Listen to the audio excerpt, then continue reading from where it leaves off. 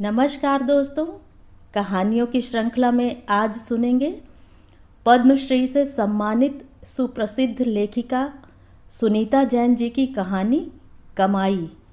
लेकिन उससे पहले मेरा आपसे विनम्र अनुरोध है कि अगर मेरे द्वारा सुनाई हुई कहानियाँ आपको अच्छी लगती हैं तो मेरे चैनल को सब्सक्राइब ज़रूर करें, लाइक करें और अपने दोस्तों और परिचितों में शेयर भी करें।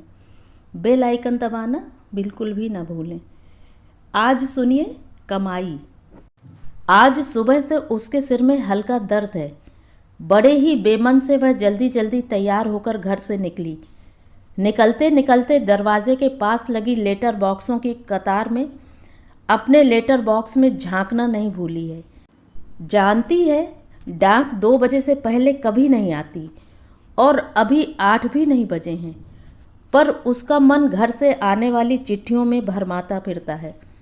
मुश्किल सबसे बड़ी यह है कि 6-7 रोज़ के इंतज़ार पर चिट्ठी आती है और मिनट 2 मिनट में पढ़ी जाती है। जैसे ही पढ़कर रखी जाती है, नई चिट्ठी का इंतज़ार शुरू हो जाता है। कभी कभी उसे लगता है कि दिन ब दिन जिंदगी कैद होती जाती है और चिट्ठियाँ दूर के घंटाघर की आवाज़। उसे लगता है कि जो यथार्थ है वह भ्रम हुआ चला जा रहा है और जो वास्तव में भ्रम है वह यथार्थ सा उसे जकड़े है। वह डर जाती है। अप्रैल का महीना है। सुबह की हवा में अभी ठंडक बाकी है। सड़क पर उसने स्वेटर के बटन बंद करते हुए घड़ी की तरफ देख लिया है। बस आने में 10 मिनट और हैं। वैसे तो अस्पताल दूर नहीं और वह पैदल भी जा सकती है, पर इस देश में उसे लगता है कि पैदल कोई चलता ही नहीं। एक आध बार पैदल गई तो उसे बेहद अकेलापन महसूस हुआ। और फिर कितने ही लोग बाद में पूछते हैं, आशा, आज सुबह तुम्हें वाइन स्ट्रीट पर देखा था। मैंने हॉर्न भी दिया पर तुमने देखा ही नहीं। कहाँ जा रही थी इतनी सुबह? कहीं नहीं, जरा स्टोर तक जा रही थी। वह टालती रही है अब तक। सुबह की धूप में चमकती अपनी यूनिफॉर्म और रबर के सफ़ेद जूते देख वह थोड़ी कलसा गई है और किनारे से हट पेड़ के नीचे हो गई है। कल ही की बात है, किनारे खड़ी थी कि सर्र से खोसला की गाड़ी बगल से निकल गई। वह कटकर रह गई थी। वह तो अकेला था, शायद उसे पहचान नहीं सका होगा। खड़े खड़े एकाएक उसे अपने पर बेहद दया आने लगी और जी हुआ कि घर लौट जाए और खूब रोए, पर बस आने में 5 मिनट बाकी हैं और उसे काम पर जाना है। सामने की डोनट कॉफ़ी शॉप से एक आदमी आधा खाया डोनट हाथ में लेकर बस स्टॉप की तरफ बढ़ आ रहा है। वह मन ही मन हिसाब लगा रही है कि अपने देश में इस समय शाम होगी। घर पर खाना बनकर तैयार हो गया होगा और माँ बारी बारी से सबको बुला रही होगी। अरे शामू, अपने बाबूजी को बुला कि खाना तैयार है, और गुड्डो रत्ती को भी बुला भाई। मैं क्या सारी रात यहाँ बंधी बैठी रहूँगी? और फिर भाई बहनों का शोर, हम यह नहीं खाते, हमें गोभी नहीं अच्छी लगती। भिंडी क्यों नहीं बनाई? कल ही तो बनाई थी। रोज़ रोज़ वही बनेगी तो तेरे बाबूजी बिगड़ेंगे। अब खा ले गुड्डो, ये नखरे अभी कर ले। ससुराल जाएगी तो रोज़ याद करेगी माँ के हाथ का खाना। उसके सिर का दर्द बहुत बढ़ गया। सामने से बस आती दिखाई नहीं दे जाती तो वह ज़रूर मुड़कर घर वापस चली जाती, चाहे फिर जो भी होता। बस वाइन स्ट्रीट से चल होर्डरिज पर बाएं मुड़ी। खोसला का घर वहाँ से दिखाई देता है। खोसला नया नया आया है यहाँ। डिटराय से आते ही उसने बड़ा सा आलीशान मकान खरीदा है। 2 कारें रखी हुई हैं। एक खुद चलाता है, दूसरी बीवी के पास रहती है। कोई कह रहा था उसे $20,000 सालाना मिलते हैं। $20,000 $1.5 लाख रुपया साल। उसने हिसाब लगा लिया और एक लंबी सांस छोड़ दी। इतना कमा रहा है और फिर भी यहीं बसा हुआ है। वह सोचती है कि उसे इतना पैसा मिले तो फौरन बिस्तर बांधकर दिल्ली का ही टिकट कटवाए। अस्पताल की 16 मंजिल इमारत दूर से दिखाई देने लगी। उसकी उंगली उसकी नाक के सूने छेद पर आकर तनिक रुक गई और हाथ उसने गोदी में गिरा लिया। 6 या 7 बरस की थी वह। मामा के यहाँ गर्मी की छुट्टियों में आगरा गए थे। इस बात को भी 18 साल हो गए। नाक कान बींधने वाला उनकी गली में आया था। मामी ने कहा कि लाओ लगे हाथ लड़की की नाक बिंधवा ली जाए। माँ की तो ज़्यादा इच्छा नहीं थी, पर वह स्वयं ही उतावली हो गई थी। नहीं माँ, कृष्णा और गुन्नों की तो नाक में लौंग है, हम भी पहनेंगे। नाक बिंधवाई, जरा भी रोई नहीं, और तीसरे दिन उसकी नाक पर खूब बड़ा दाना बन गया था।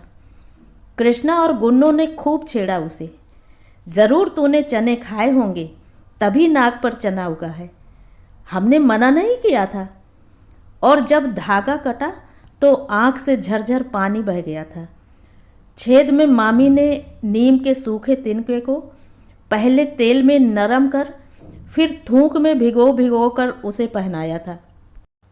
दिल्ली के लिए जब वापस चलने लगे थे तब मामा ने हल्की सी बेहद बारीक हीरे की कणी की लौंग ला दी थी, जो माँ ने उठाकर रख ली थी।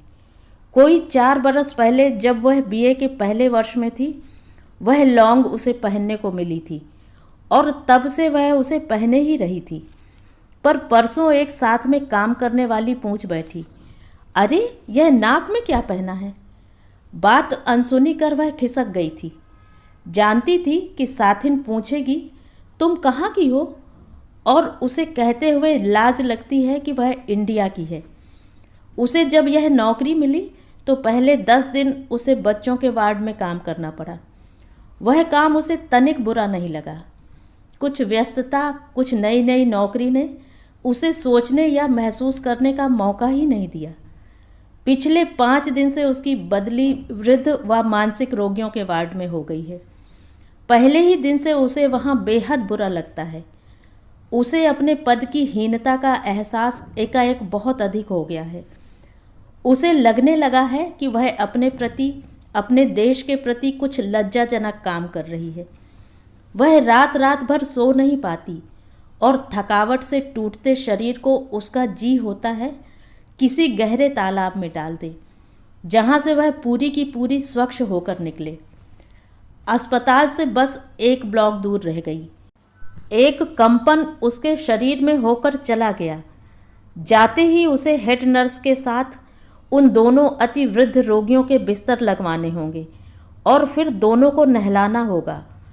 मल मूत्र के पैन उठाने की तो शायद उसे फिर भी धीरे धीरे आदत पड़ जाएगी, पर रोगियों को नहलाने में उसके शरीर का रोंवा रोंवा घृणा से भर जाता है। फिर उसे इस सब की आदत नहीं। वह वृद्धा बेहद भारी है और उससे संभलती नहीं। हेड नर्स को परसों काफ़ी शिकायत उससे थी।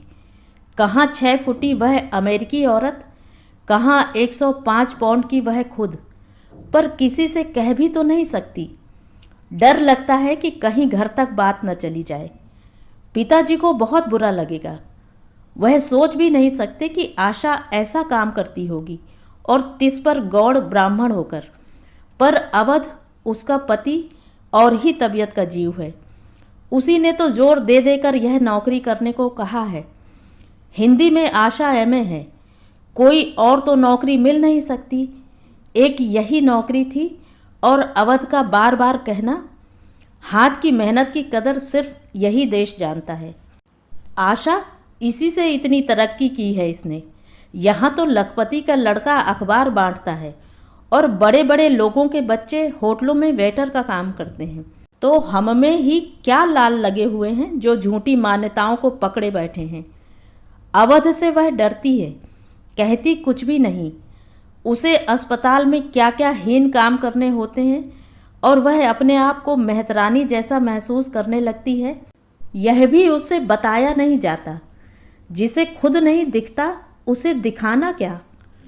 अस्पताल की सीढ़ियाँ चढ़ते उसे याद आ रहा है कि जब अवध से उसकी सगाई हुई थी और सहेलियों को मालूम हुआ था कि वह अमेरिका जाएगी, तो वे उसे अपने घेरे से बाहर किसी अच्छी, किसी बड़ी दुनिया का जीव मानने लगी थीं।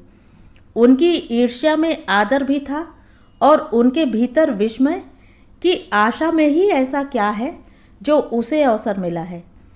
अवध कहा करता है कि अवसर के सिर्फ एक लट होती है, बाकी सिर्फ गंजा।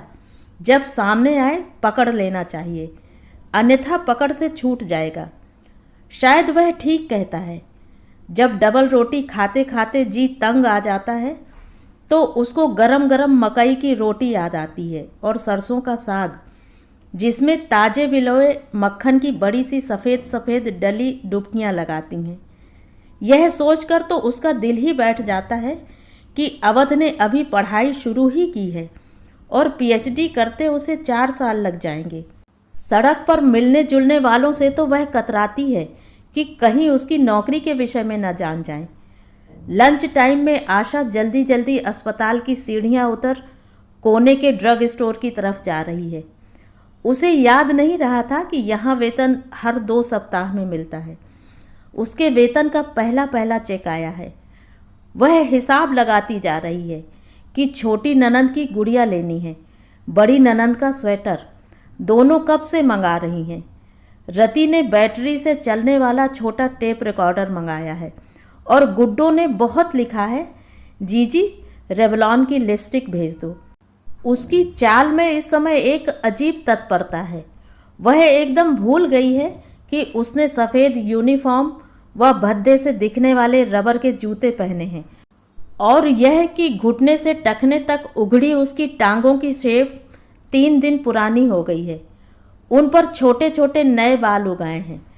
उसे यह भी याद नहीं कि वह अभी नर्स भी नहीं है, सिर्फ नर्स सहायिका है, जिसे अपने यहाँ दाई कहते हैं। उसकी हथेलियों में उसकी अपनी कमाई है, साफ सुथरे हरे हरे अमेरिकी डॉलर। तो ये थी कहानी। कहानी आपको कैसी लगी कमेंट करके ज़रूर बताएं।